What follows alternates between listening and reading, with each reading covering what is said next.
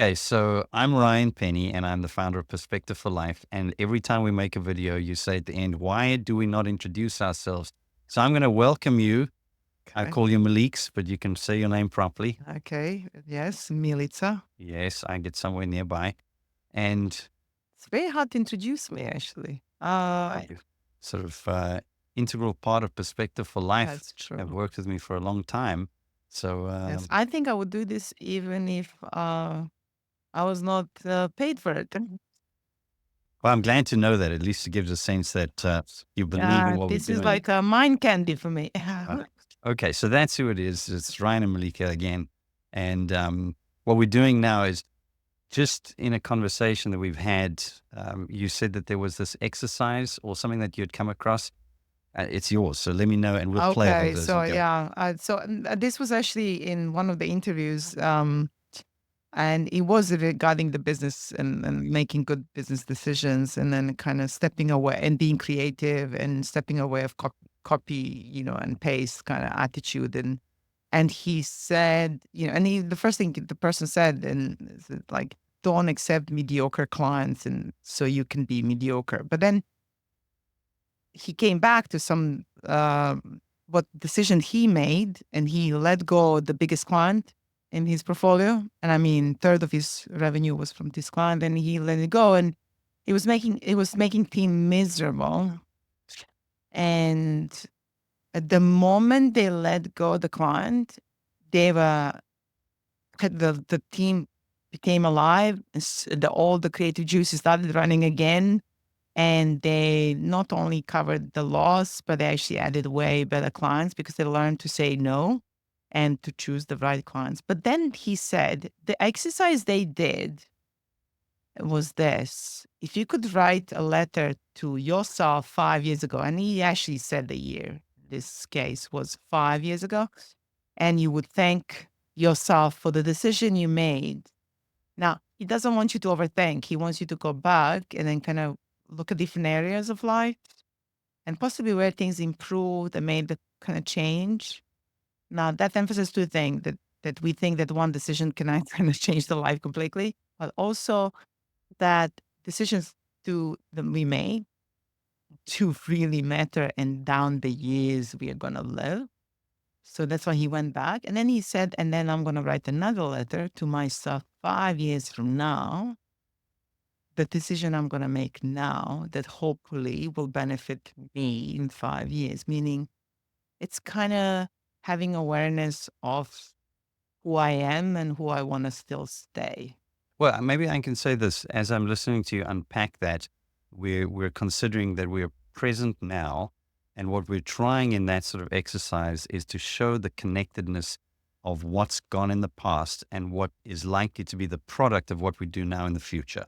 So that's the exercise. The exercise is in essence saying, let me not miss the connectedness between what I've done and where I am, and what I'm doing and where I'm going to be. That's how I would summarize what you've just said, if that's the idea.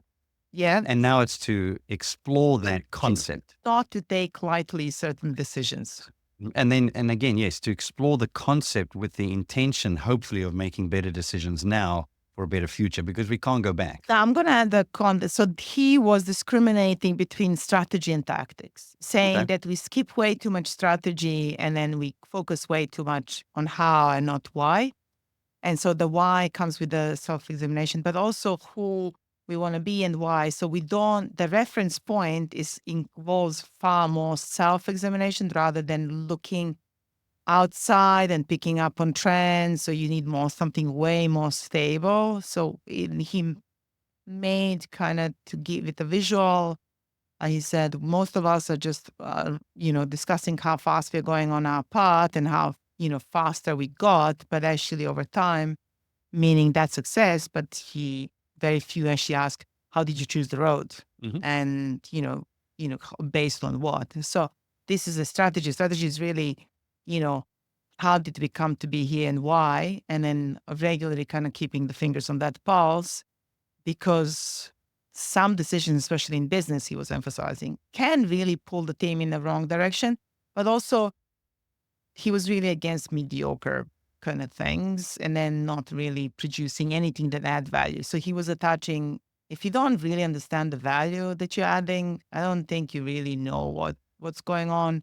And you're just really copy pasting, hoping to kind of jump on the trend. And so there's far more intention even in Mm. business. And so planning in advance really what kind of clients you should want to be or with whom you want to be. And I think he and then end up really saying this can be applied to a life as well. But it's interesting. Like, would you like let's actually be personal. Would you really say thank you is anything? And again, everyone can say nothing. I mean, I always think we are forced to say, yeah, there was something and I would like to thank myself. So I think not necessarily that something has to jump out.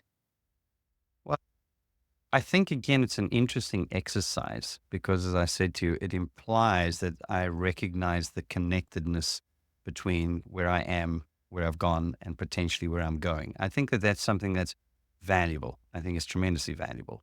So, am I in a position where I am right now because of a lucky decision in the past? I don't think so, right? I am where I am right now, even sitting with you where we are right now in this moment because of a continual sort of uh, thoughtful making decisions, weighing things up, and a continual reassessment, which is why the success formula I use is a few good decisions and a lot of perseverance. So the idea there is if I had to go back 5 years to Ryan of 5 years ago, I was thinking, well, I guess that's 2019. Were there decisions that I was making then that I think have worked out very well now? And I'd say, yeah, I probably would thank myself, if that was the case, for having put my family ahead of many of my work priorities. If I think about the relationship that I share with my wife and with my children, I would say I could easily have said, well, they're there. I give them what they need. They have more than enough. They're taken care of, and I want to pursue all the stuff that I love to think about, and I can go out there and, really, really make a bigger impact. Well, I could easily have probably done that at that particular point in time. And sitting here now, let's assume that it materialized into something that was financially far greater than what I have right now and far greater reach and influence and all that. I'd say I wouldn't swap it for what I have right now. So I'm thankful that I possibly didn't buy the sort of temptations to go ahead and take what is, really a fascinating and effective approach to dealing with life and running with it in a way that made it, a much bigger business at the expense of that which I hold most dear in life. So that's something that comes to our mind. I'm glad and I'm thankful I chose to maintain my family as my priority, and I have benefited so much. Even if I think about anticipating my daughter coming a little bit later this afternoon, well, that's because of the relationship we share that probably came from decisions 5 years ago and 5 years before that and 5 years before that. So yeah, I'm thankful for that. And the future, Ron? Future Ryan is largely unambitious. I must be honest with you. What I mean by that is I'm very, very mindful of the fact that I don't know how far future Ryan exists in terms of this life under the sun. So he might be here a week, he might be here 30 years, he might be 40 years. So I think if I'm able to write a letter to myself 5 years from now, was that the idea? And say, here's what I want you to think about. No, I no, would you're say, making decisions. I'm making decisions Yeah, now on the for basis that, Ryan. for that, Ryan. So the decisions I'll say, by the way, That you think he's going to be grateful for. here's what I think you're going to be grateful for. I'm going to encourage you to live by the principles you present in perspective for life. I've chosen to keep it real. I've chosen to keep it simple as possible. I've chosen to keep thinking as thoughtfully and carefully as I can. And I've chosen to keep it going. I've chosen to try and maintain momentum. I've chosen to try and live now well because I believe that the better I live now, the better the potential outcome for you in the future. So the best thing I can do for future Ryan is to make sure that I do this Ryan's tasks as well as possible with integrity and things that align with who I am and what I believe in my faith and my family and the things that I value most.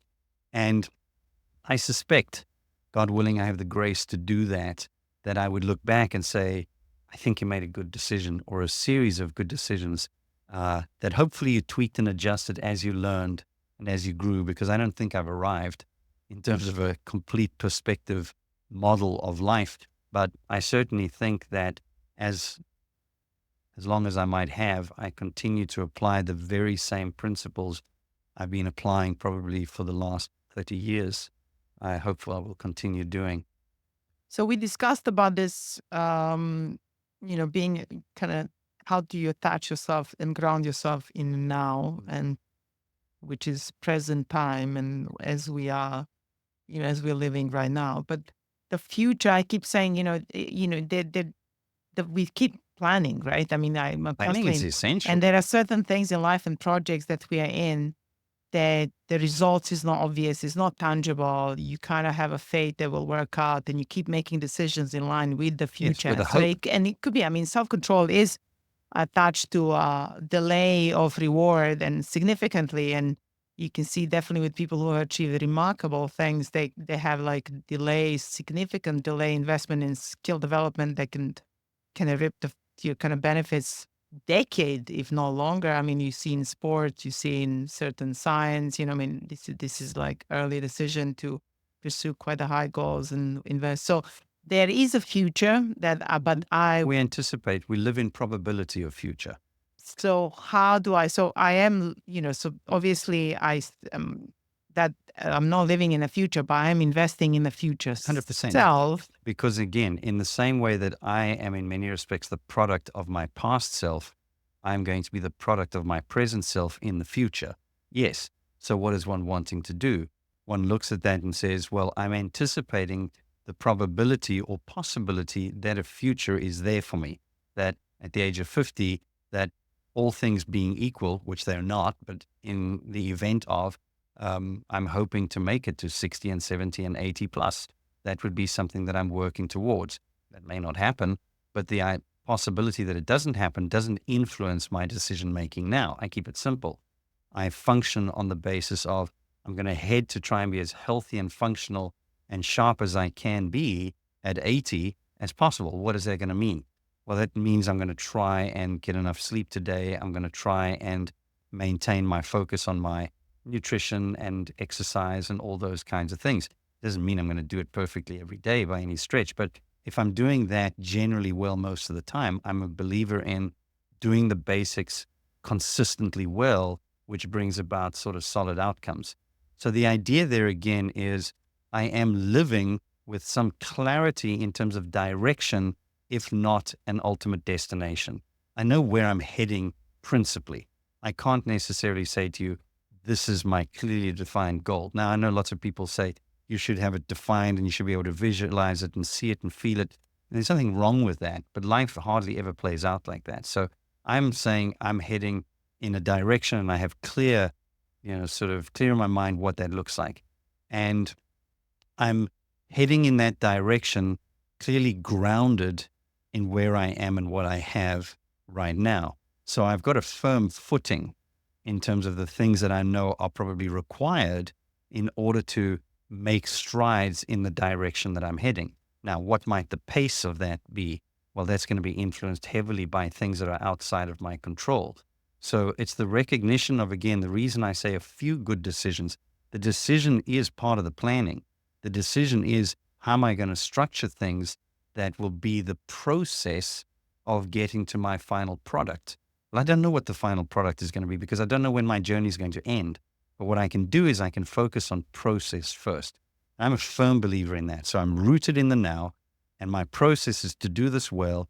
So where one was saying there, I don't want mediocrity. Many people are given to mediocrity, right? And unnecessarily or unfortunately so. Part of what we stand for is authentic excellence. And that is something I've prayed for as long as I can remember.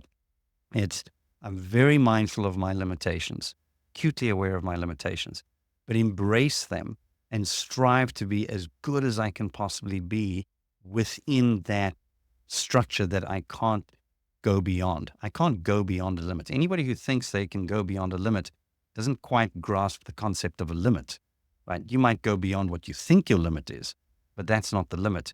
So my thinking is this is in order to maximize potential, I need to have a sense of where does where are the boundaries, and they're general more than specific, unless you've pushed so hard that you've fallen down and said that's as far as I can go.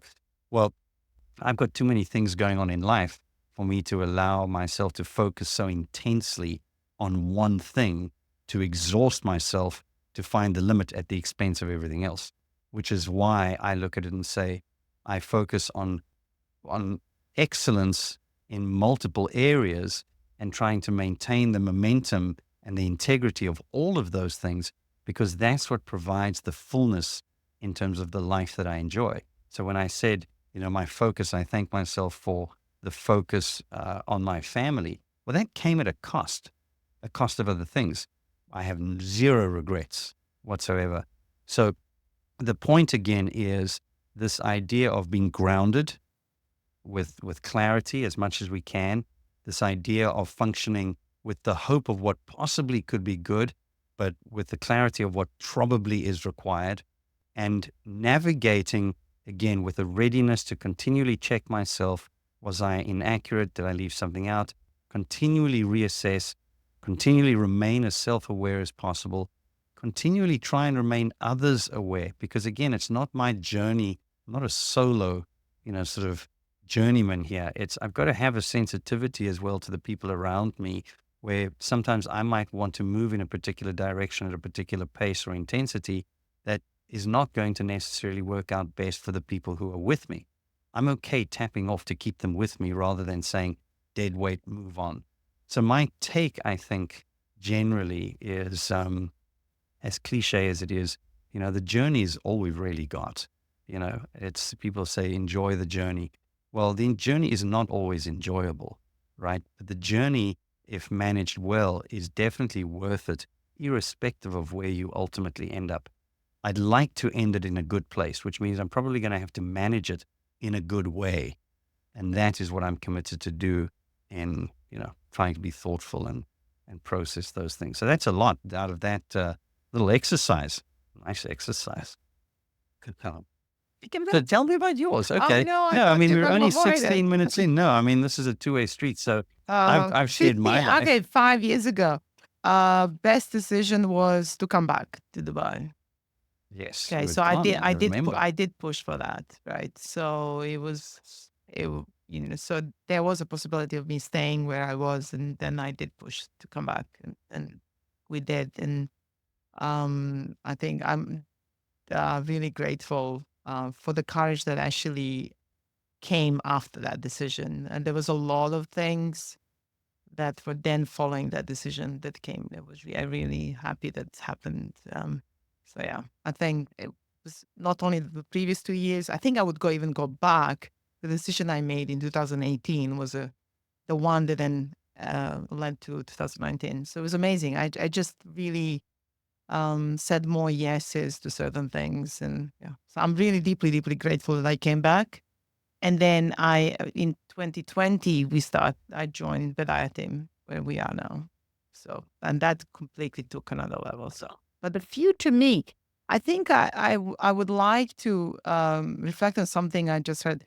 So I don't want to live in regret. I think that's a very expensive and way to live life, with regrets. And that's when you're very attached to things. So when you're enjoying the journey, I mean, regrets are really hard to have, so because you only regret when you don't reach something. So there's attachment to some goal, there's attachment to style. There's almost like a scripted way to live rather than be a bit more flexible and enjoy small things and adjust yourself and understand, just really in the moment and, kind of enjoy being self and understanding self.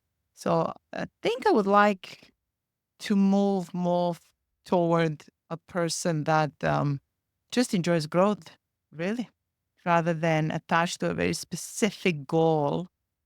Um, that Can relate. yeah. So I hoping that militia will be grateful because there won't be need to reflect and judge.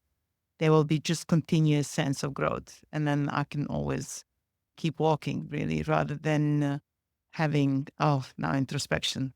Okay, this 5 years were waste. I don't think that's, with a certain attitude, I don't think that exists really. So let me go ahead and say, I'm okay, attaching to a value. I think right. it's playing on the identity. I think playing on my own identity is way better decision making kind of road to future.